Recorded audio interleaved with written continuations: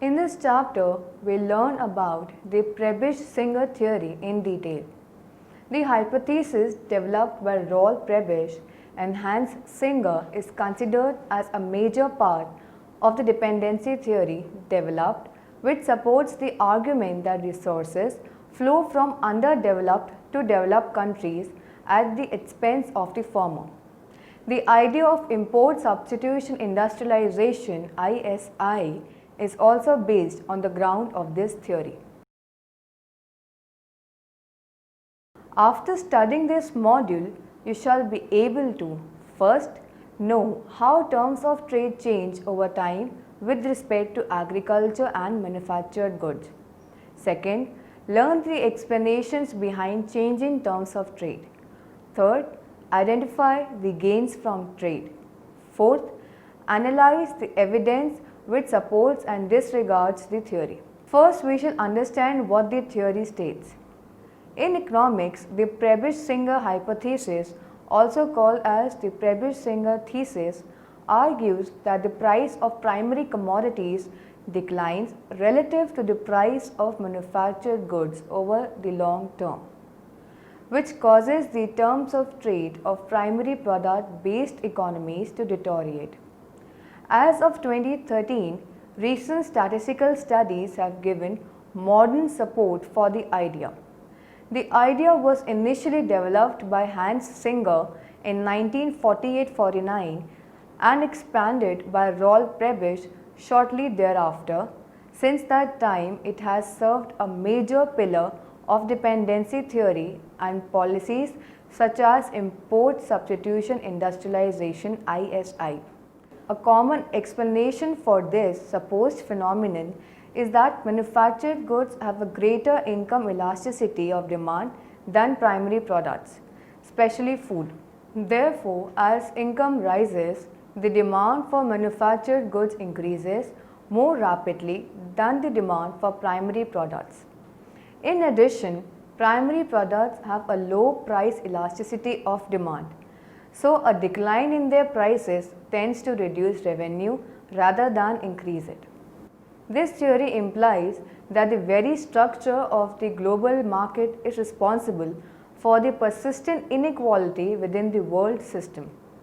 This provides an interesting twist on Wallstein neo-Marxist interpretation of the international order, which faults difference in the power relations between core and periphery states as the chief cause for economic and political inequality.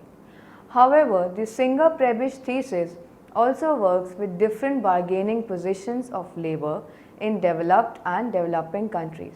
As a result, the hypothesis enjoyed a high degree of popularity in the 1960s and 1970s with neo-Marxist developmental economics and even provided a justification for an expansion of the role of commodity futures exchange as a tool for development.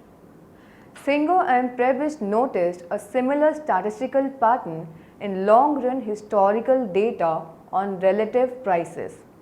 But such regularity is consistent with a number of different explanations and policy stances. Later in his career, Prebisch argued that due to declining terms of trade primary producers face, developing countries should strive to diversify their economies and lessen dependence on primary commodity exports by developing their manufacturing industry. The hypothesis has lost some of its relevance in the last 30 years as exports of simple manufactures have overtaken exports of primary commodities in most developing countries outside of Africa. For this reason, much of the recent research focuses less on the relative prices of primary products and manufactured goods and more on the relationship between the prices of simple manufactures produced by developing countries and of complex manufactures produced by advanced economies. Now we shall discuss the theory in detail. The hypothesis. The Prebisch-Singer hypothesis was initially developed by Hans Singer in 1948-49 and was later developed by Rolf Prebisch. It argues that prices of primary commodities will decline over time relative to manufactured goods, which leads to a decline in terms of trade for developing countries, as developing countries are usually the exporter of primary products and the developed nations the producer and exporter of manufactured goods.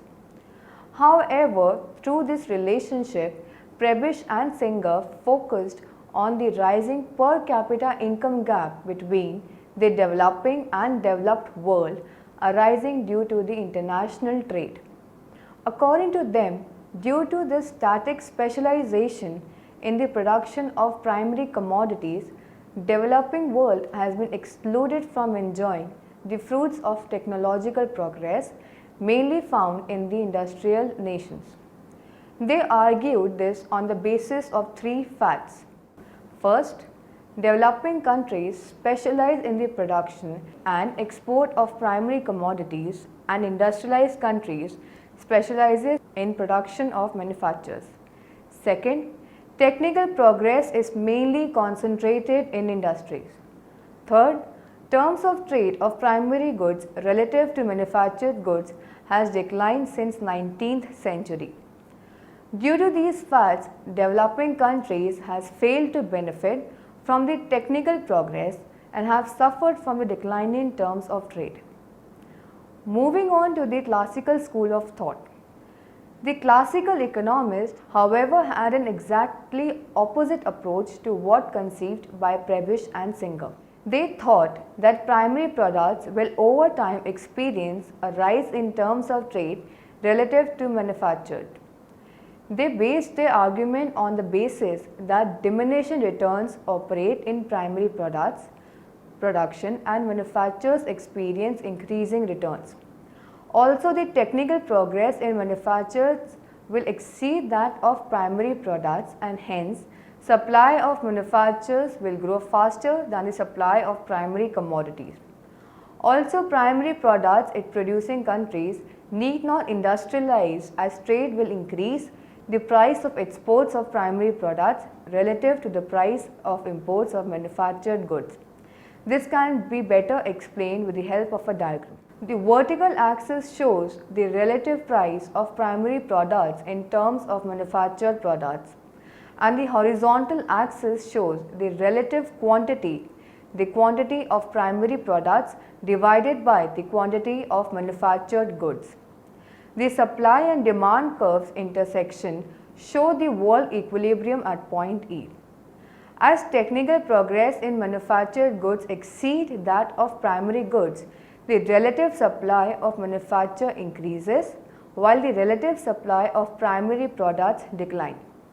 As the relative supply curve S1 shifts to the left, the relative price of primary product rises and the relative quantity declines. The new equilibrium is at E2 now, and the terms of trade for primary product export rises. This leads to the welfare gain from primary product exporting nations.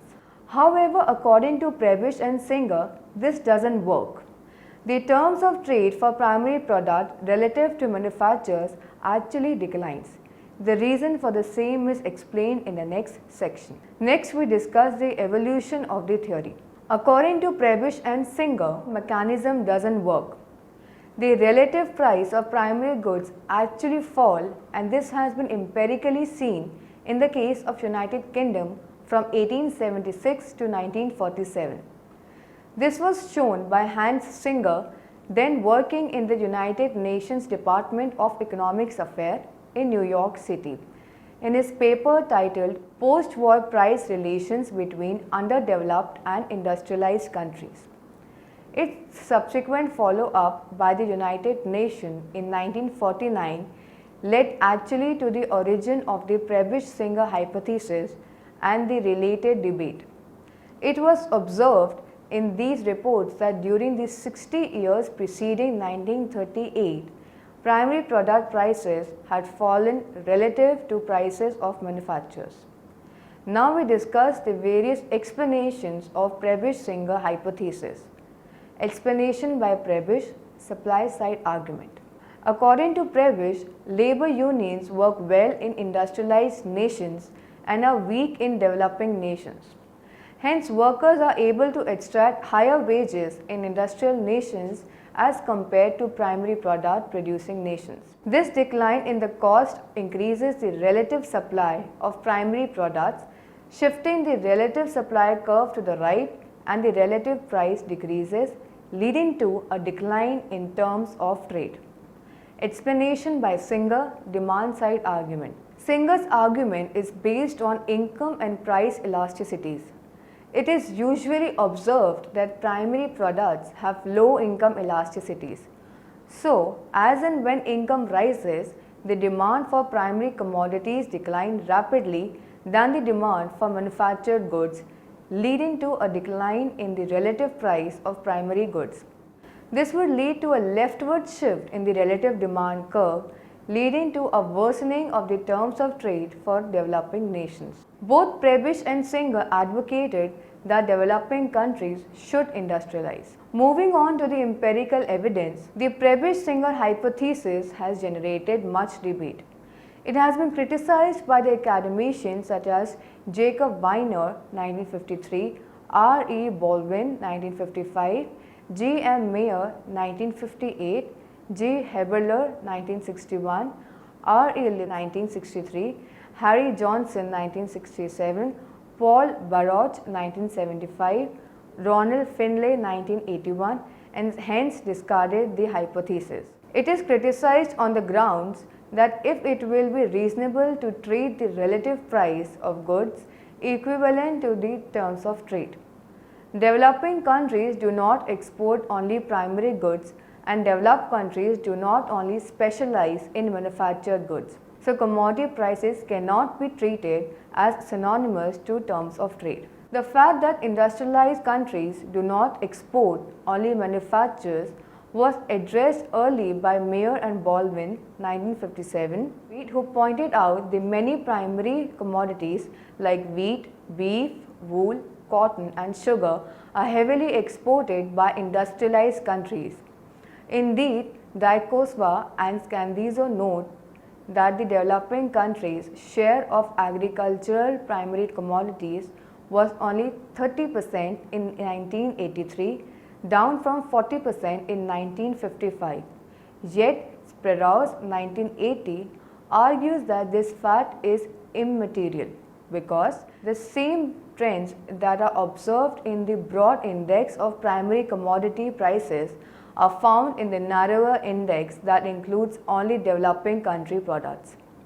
Since the 1980s, a series of studies undertaken by John Sperous 1980, David Sapsford 1985, Parbijit Sarkar 1986, 1994 and 2005, Sarkar and Singer 1991, E. R. Greeley and M. C. Yang 1988, and many others questioned the validity of the criticism and provided strong statistical support for the Prebisch-Singer's hypothesis, thereby bringing it back into the limelight. Let us now summarize what we have learnt in this module. Prebisch-Singer hypothesis acts as a major pillar of the dependency theory and import substituting industrialization.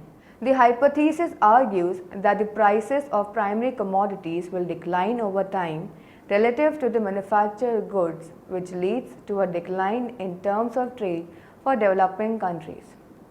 In making this argument, it is assumed that the developing countries are exporter of primary products and developed countries are the exporter of manufactured commodities. The classicals thought that primary products will over time experience a rise in terms of trade relative to manufactures. They based their argument on the higher technical progress experienced by manufacturers. Prebisch and Singer, however, have a different argument to offer based on asymmetries and elasticities. The Prebisch-Singer hypothesis has generated much debate. It has been widely criticized and then supported by various academicians all over the globe.